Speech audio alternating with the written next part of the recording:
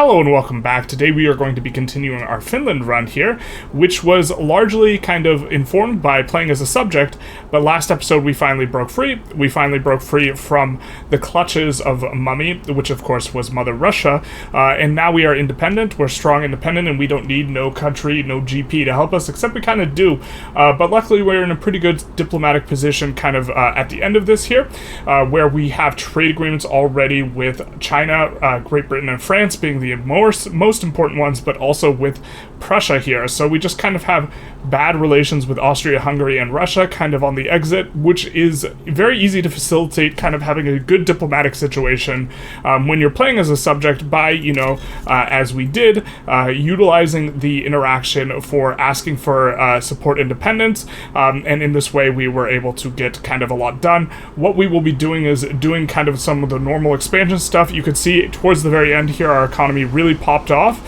as we allowed a bunch of our buildings that were currently being owned by the government because we had to keep Russia from buying them.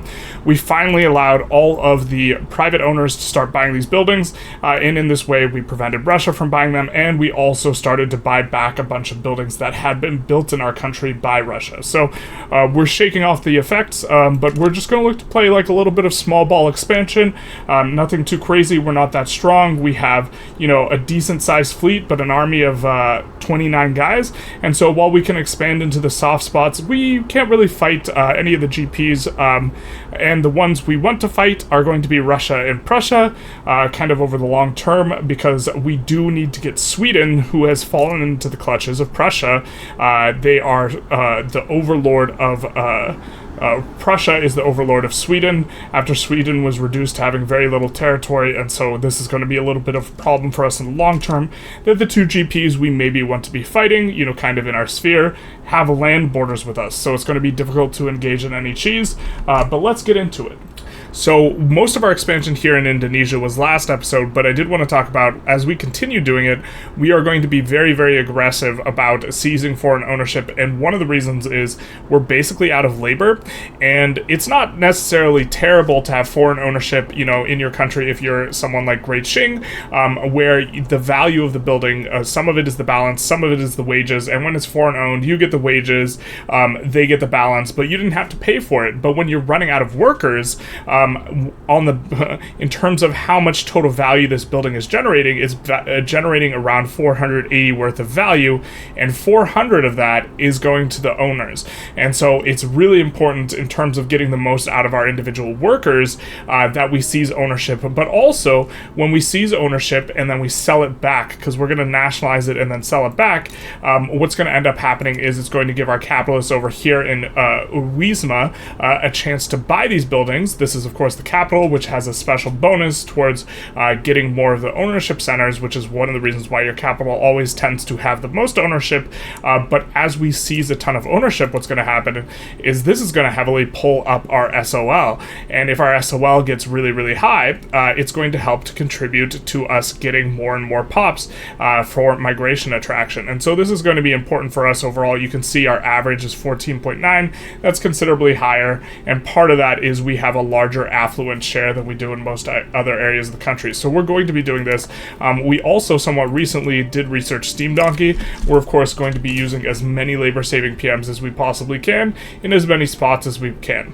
I think that despite this, we're still going to put fishing wharves and logging camps on auto expansion because these are really good at depeasanting, and what will happen is most of these just won't expand because a lot of them are not fully employed. This one is, part of it's that they're fully employed is because we turned on the steam donkeys, but some of the foreign-owned buildings over here, for example, if we take a look, are not going to be fully, now they're fully employed, but there is a bit of a shortage of engines. So we'll be able to swap to producing engines, and we will also make sure that we seize from West Java some of these buildings. So we will nationalize from them. It'll give us -1 relation, but we do want to make sure that it is nationalized and also that we are privatizing it, allowing our private owners to buy it. This is something we probably don't go in on for enough in our games, but Portugal sides against us as we are going after Siak, and we put down a quick interest in South China, and we're going to go for the Guangdong Treaty Port, which is going to allow us to run more profitable trade with Qing and also give us a market adjacency. Now, of course, we already have the market adjacency because Lanfang is a subject of theirs, but it's nice to have the redundancy in case Lanfang breaks free anyways, and so this is going to be nice for us, as well as giving a native interest in South China in case there's any revs in China or the Heavenly Kingdom spawns. It's always nice to have a bit of an interest in some places. This is going to inform kind of our expansion strategy a little bit, where we want to be able to have more interests in more places so that we can join in on more wars to maybe squeeze out a little bit of value. Although the reverse sway meta is largely speaking dead, we can still manage to get Guangdong here, and that's going to be a very easy occupation for us. If it's occupied, we'll also, if it's incorporated, which it's not, we would also go for war reps, but as it stands, we will not go for war reps because I'm not 100% sure that we can land Portugal, although we probably can. So UK straight up has no chill, going for a full annex on what looks like 4 states from China. I don't know if I've ever seen the AI... I think they're speedrunning going, what is it, up to 1... Actually, it's not that much infamy. You know what?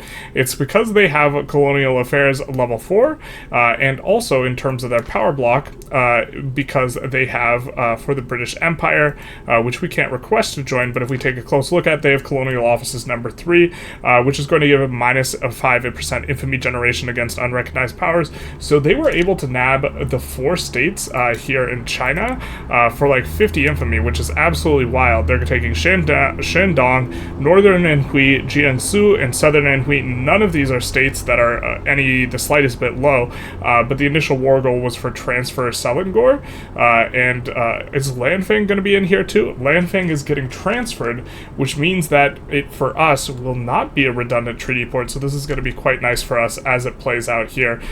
We also were improving relations with Great Britain before, in terms of how much they liked us, and this has probably dropped, but it hasn't dropped below 50. Otherwise, we would improve relations again, something to keep an eye on. If we had an interest in the region when they declared some of this infamy, we would have gotten a huge relationship hit, but it looks like we're in good shape, and we just want to keep playing nice with Great Britain. So we do take the liberty of inviting Mr. Giuseppe, because we want him to agitate for some of the laws we want, and also I think we're going to want to abdicate to them, the reason being we do have imposing on our leader currently, which is giving us minus 25% infamy decay. So we have a little bit of a cute situation here. I didn't think that we were going to be able to make this big enough or make the Intelligentsia unhappy enough to abdicate to the rights of assembly just quite yet, and we really would like to get onto laissez-faire over interventionism, so we're going to be going for that. And we have this interesting situation where we were expecting to have the rural folk rev, maybe need to fight it. We have a guarantee of independence from Spain, and most of our army is in the capital, and we're kind of relatively young, and we don't have too much like set up in terms of auto expands that we're just going to tear our hair out if that goes through, and so we were planning on having a little bit of a rev, but the God bless the petite bourgeoisie, they start revving, and you can't have 2 insurrectionary movements simultaneously, and so because they have this little insurrectionary movement for National Guard, which isn't one we want to abdicate towards, even though we really hate the rural folk guy, because with reactionary, though, we'll go back to monarchy or even theocracy. I don't know which one gets enforced, probably whichever one's first in the code, probably monarchy, but it could be a coin flip. I don't think that's how the game's going to work, but we're not going to abdicate to this at all, and instead what we're going to do is we're just going to try and pass laissez-faire, and this National Guard revolution, we don't really care, because this isn't going to pop, and it's not going to attract the rural folk, and so the rural folk will stay in government despite being minus 18. Now the rural folk might be sufficiently upset about things that they stage a coup. I think they could stage a coup. Maybe it's just the armed forces that could stage a coup or an assassination attempt. But in any case, if this guy gets assassinated, we're super cool with that too. Alright, well, so much for that. Unfortunately, these guys lost sufficient radicalism that they dropped their revolution, and so we get the right proper revolution for preserved interventionism, which we, of course, will be fighting. Alright, we might not end up revving after all. So in order to actually pass this law, we had to reduce taxes. That way we would be legitimate enough to get ticks, which of course is absolutely hemorrhaging our economy, but we're going to put that on the back burner. We kind of want to get the law through.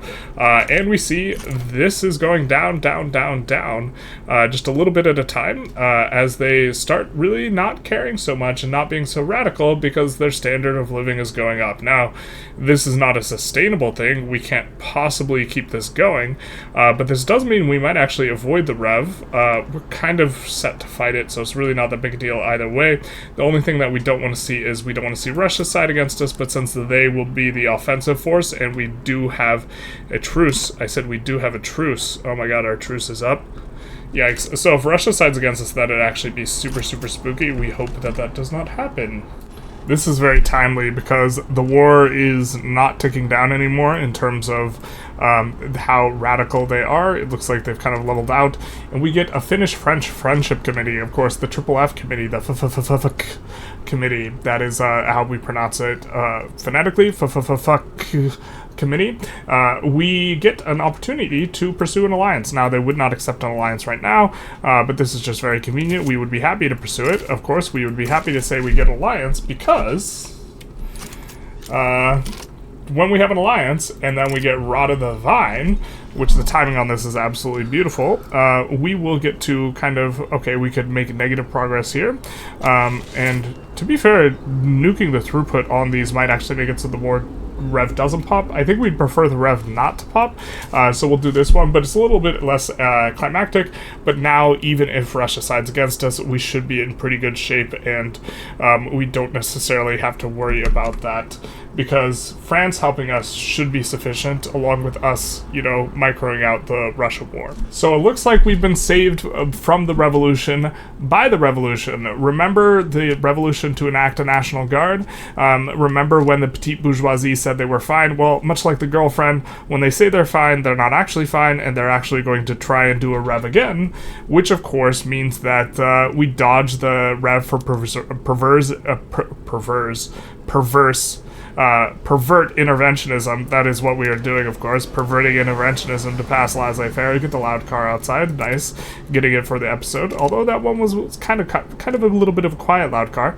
But this rev has basically effectively saved us from revving, and even if it swaps back to preserve interventionism or perverse interventionism, whichever you prefer, it's too late. We're gonna get this through. The law ticks are coming too fast, and we're gonna get ourselves a nice kind of laissez-faire. Also, I think we should be able to reform the government. Oh no, we can't reform the government. Big Sag. Wait, what happened to the rural folks clout? What? Oh, you know what did this is actually the creation of the election caused the rural folk to join.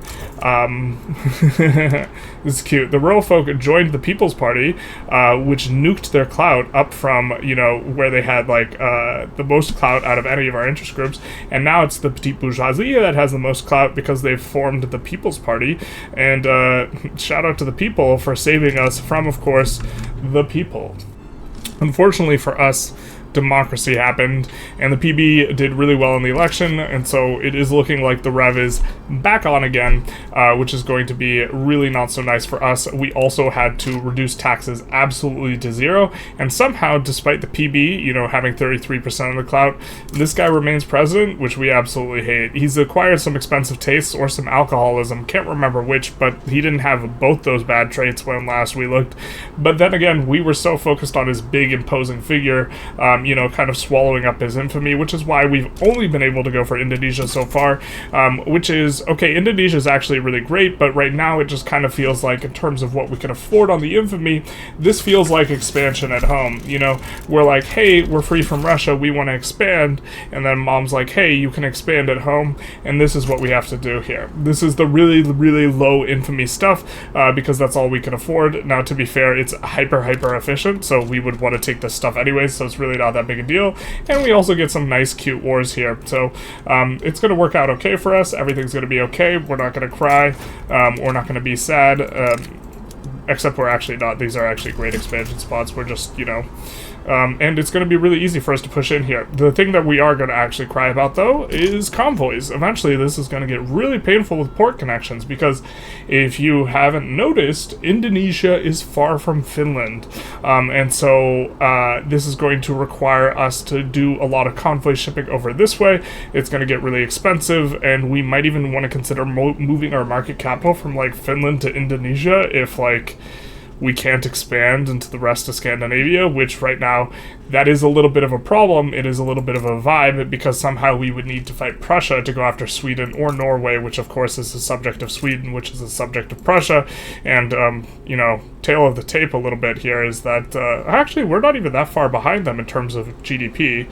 In terms of population and an army we could field, I guess we're half of them there too. So maybe we just need to keep on trucking along, and we can go after Prussia in the near-ish future.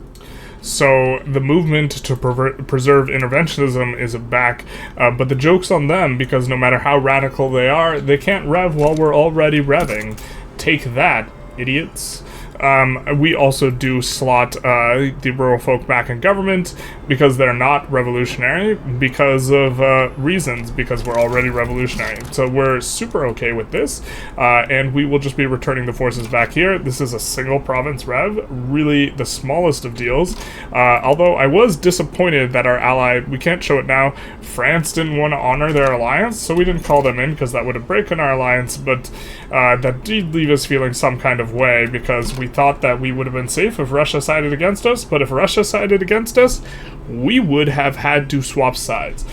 So it's fortunate that that didn't happen. It would have been the end of the world if we swapped sides, and perhaps we now know why France was not so keen on helping us with their revolution, or sorry, with our revolution, because they were too busy having one of their own. Classic French things, we can't help you with your revolution because we're about to have one of our own, except for France did help the US with their revolution, and then they had one of their own. The truth. It hurts. Alright, so we have a bit of an interesting situation here in that I think we're going to help France with their revolution. Now, I think they call us in either way because we have an alliance, and so I don't think it does anything. And the real question is do we want to go for investment rights, or do we want to go for an obligation? Now, I think the investment right one is a little bit interesting because we're kind of running out of pops. But if we go for investment rights, then that means that we can build in their country despite not having available labor with which to employ our own buildings. We can instead build in France's country and get their buildings. But also, France is in a bit of a unique situation because when you construct in someone's country, you use their local construction. And France has a modifier, although they are not currently utilizing it, they have a modifier for extra state construction efficiency. So if you were going to, for economic reasons, build in someone else's country, there's really no country better than France. And so it's a little bit of an interesting kind of situation. We still have some peasants, so we're not completely out of peasants, but I think that a lot of them are overseas.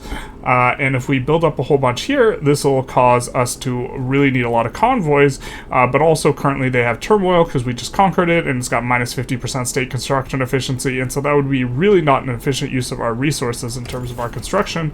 And I kind of think this is a little bit cheeky, and I want to see how it works, so we're going to ask for investment rights in order to help France with their revolution. And then we should be able to win it fairly tidily, although this is not looking very good on our front over here, because our guys, maybe we sent too late, but hopefully we'll be able to get in here. So let's bring the boats. But we do have, like, most of our army coming back here, 28 battalions, and we just have to not get pushed through here before that happens with our little two-stack. We have several little kind of highly maneuverable two-stacks. I don't know what this one's about. This one's supposed to be half-cav, so we can fix that later. But we should be able to just defend and then land and then be in fine enough shape to help France with their rev. And I think that we kind of just barely have enough to... Oh, no, wait. France has got us coming in, but more importantly, the USA is coming in. So they're fine. They're A-okay. But we got investment rights, so That's fantastic for us. So we actually don't need to conscript up in order to win our own war, but we do need to do it in order to try and win this French war. We're also going to be engaging in quite a bit of kind of microing around, doing some landings, because France is in a bad way in this war, because the USA doesn't believe in helping people out with their revolutions, as it turns out. Man, that's kind of just left them out high and dry, huh, USA? Didn't something happen, about 50 years ago? Some sort of revolution that maybe France helped you guys out with? Also Mexican Empire do be looking good.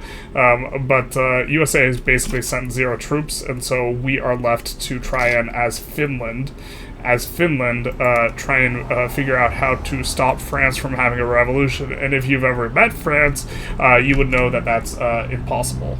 We get enforced on, so we will have to bid France good luck, but I think they're going to manage to pull this out because we can hold on, or we managed to help them hold on to the capital long enough to get the decay down to 0, even though France decayed down lower, and France, of course, can't get decayed below 0 until they control Paris. So as long as Paris doesn't get overrun,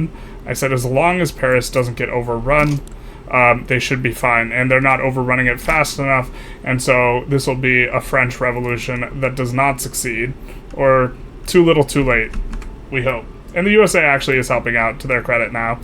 They sent a token force to, at least watch the fall of Paris. Man, is France gonna lose?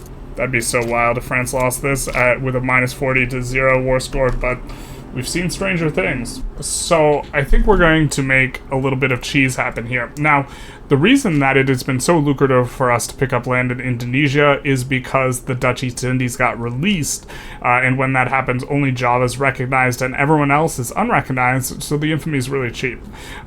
There is a kind of exploit that we have not utilized too much, but we did it on stream the other day. People seemed enthused about it. They seemed to think it was interesting, rather than like super exploitative. It definitely is super exploitative, but that's not what they were thinking. They just knew it deep in their hearts, and we're going to do that right now. So we are going to start the plan by joining on the same side as Great Britain, which makes it so they cannot join any play against us.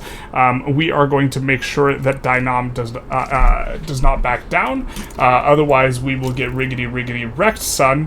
But what we are going to do is we are going to pass a law, but more importantly, we are going to declare a war on what if British East India Company's subjects. And then if the UK does not help one of their subjects in their war, then their subject will go free. Because we declare on, let's say, Nagpur, this will be a war on the British East India Company, but it won't auto-pull in the UK.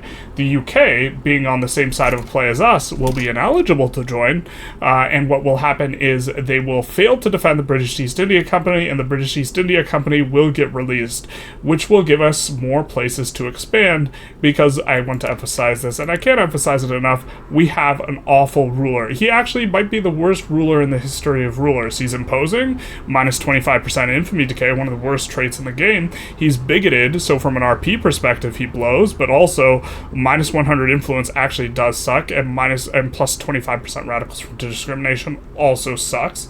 But on top of that, he's also an alcoholic, which, to be fair, does give us a little bit more influence, and more character health, which is a trait we really love on him because we want him to die, and then also we get expensive tastes, giving us the good old-fashioned tax waste. So I'm not sure what causes this bug, but we appear to have stolen the French army. You can see that these are not Finnish troops. These are South Germans. These are French skirmish infantry. There's a whole lot of them. This is a pretty big army. I don't think we are paying for this. We certainly do not have some sort of random spike in military goods costs or military wages, although I guess the wages are going up here, so maybe we are paying for it. But this is from South. This is from Burgundy. This guy, he's also from Burgundy. This is, our army. It's definitely not a French army. This is, in fact, our army, and somehow we have stolen it. It was our troops here. I'm wondering how this happened. I don't know if it was because we controlled some of the French territory when they I think the bug where the occupation sticks maybe was in place, and if we had occupation that stuck after we got enforced on, and then their rev resolved and it just turned over the territory to us. But in addition to having, the French army, we also have what is definitely not a French navy.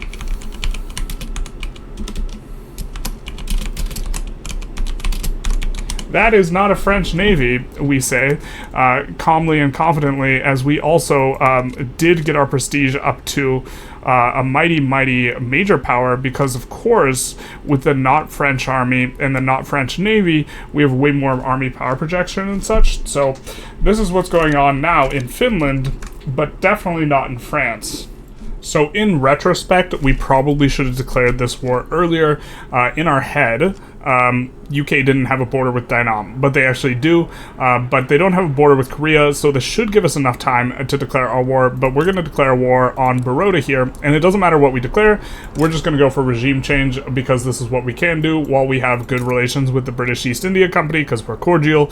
Otherwise we'd have to expel diplomats first. So we're going to declare war, and since we're on the same side of a war with the UK, they cannot join a war against us, and if the UK fails to join a war defending the British East India Company, then the British East India Company will become independent, and if they become independent, they will usually, almost always, the AI sometimes chooses the other event choice, they will usually implode into a million pieces. But even if they don't, even if the British side's against us, we have a special tool. We have a special tool with which to defend our borders, our natural French borders with our our natural Finnish borders with our not a French army. Truly, we have taken to the next level the committee. That is, of course, the Finnish French Friendship Committee. Mi casa, su casa, mi army, su army. And this is, of course, not a French army, but this is a Finnish French Friendship Committee army, not your own kind of standard army. My army, your army. Who cares? The fact that you should have over 200 battalions doesn't mean that it's not a big deal. We share armies here, in the Finnish Friendship Committee, of course, and we do see escalation go nearly all the way, and so we will be seeing a bit of a time. Now, I can't remember exactly how this goes, if we need to wipe peace out first, which I think is the case, but they will go independent as soon as this pops, and hey, they go independent. Now, they won't implode yet, but we don't care about enforcing this. We don't care in the slightest, and okay, we don't want to transfer Oman. In fact, we actually need to take steps to defend Oman. Who should we send to defend Oman? I don't think they actually try and land Oman, but we will send the Indo army over there, because we will leave the French Friendship Committee, the Finnish French Friendship Committee, we will leave them to defend kind of the homelands here. And by homelands, we'll leave them stationed in France and move them to Finland if need be, because it's all home to them. So the EIC, that is the British, except not British anymore, they don't actually have any boats. I forget that they don't start with boats, and they really don't like building that many boats. And so we're not going to worry about it, and then we're going to send out, our foreign investment. You remember we got foreign investment? That, of course, got us this, which is not how the game works. This is definitely a bug, but it's going to allow us to land in Santiago. Who would have known the transcendence and the power of friendship would have given us an army that would be worthy of Mordor? And by Mordor, I, of course, do mean the Finnish French Friendship Committee, and with the power of friendship, we will be able to invade Chile. Everyone knows that friendship allows you to invade Chile. Look, we're such great friends with France that even when we're building in their country, the only thing we can build is smiles and happiness. This is, of course, going kind of well for us. Well, actually, I think it's, as long as we still have peasants, it's still kind of better for us to be building out our own stuff. But if we do look at the is located abroad, we see that we are getting some levels. We have 2 levels now of iron mines in Burgundy, and we can even take a closer look at all this type of thing if we look at the GDP ownership overview.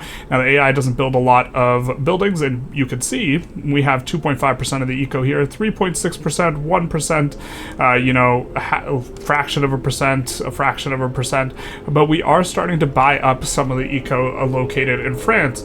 And one of the reasons why we're able to afford all this is, of course, the fact that we're actually not paying for this army. You see, just like that guy paid for that really nice, loud car, and that is a very nice car, just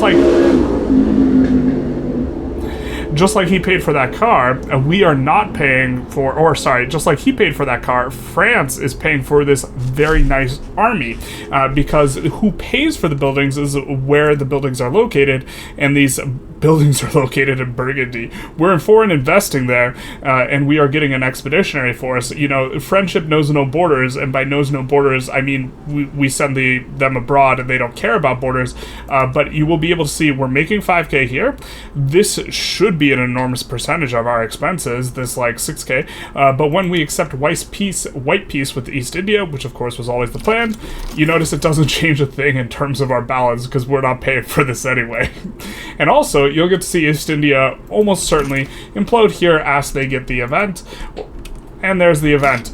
They have the option to get 20% radicalism in each state. The AI almost never chooses that. If they have pan-nationalism, they can just continue as India or Bengal, but instead they implode and we get this, which you can handily force every game. I don't know if you can force France to give you an army, which is definitely not a French army, but you can at least force this every game. With that, I think we're going to conclude the episode. This episode, we learned the power of friendship and how to share armies because, you know, it's not really a Finnish-French friendship. That is so hard to say, you have no idea. Finnish-French friendship, Finnish-French friendship, Finnish-French friendship. It's not a Finnish-French friendship without a little bit of sharing of revolutions and armies. So our comrades of arms have, of course, followed us back home, and this is going to be useful. We could just delete it all down, but I'm actually tickled and delighted about this bug. I think this is really hilarious, so we're going to keep playing with it. Anyways, I hope you guys enjoyed. If you did, please post about friendship in the comments, and other than that, have a good day.